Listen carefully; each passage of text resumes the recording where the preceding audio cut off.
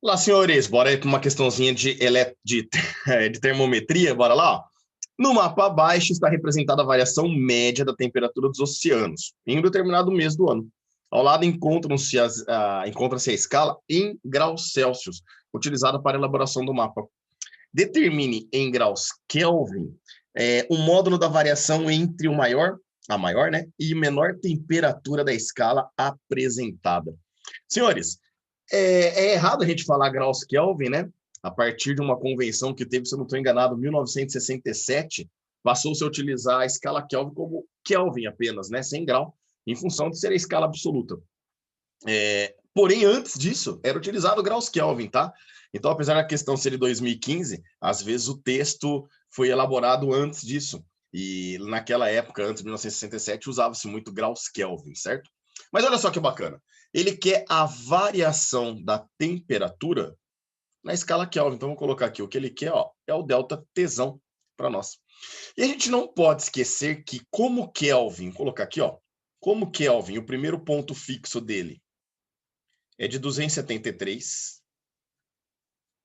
E o segundo ponto fixo dele é de 373, esse daqui na escala Kelvin, tá? A gente percebe que ocorre uma variação de 100 unidades na escala Kelvin.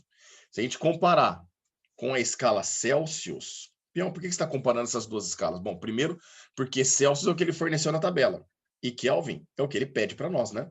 Então, se a gente olhar na escala Celsius, ele vai de 0, primeiro ponto fixo, até 100 graus Celsius, né? Vou colocar aqui, graus Celsius. Percebam que a Celsius também varia em 100 unidades. Então, a variação Kelvin-Celsius é sempre na mesma proporção, né?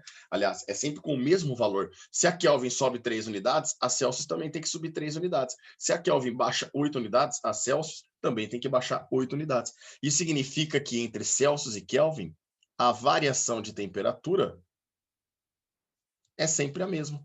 E a gente vai conseguir encontrar a variação de temperatura aqui olhando que a maior temperatura vale 4,5 graus Celsius, menos a menor temperatura.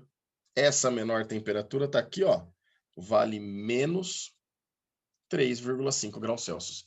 Então, a hora que a gente faz essa conta, menos com menos dá mais, a gente vai chegar aqui, a variação de temperatura na escala Kelvin é 4,5 mais 3,5, que dá um total de 8 Kelvin. Fechou, senhores? Grande abraço a todos e até mais.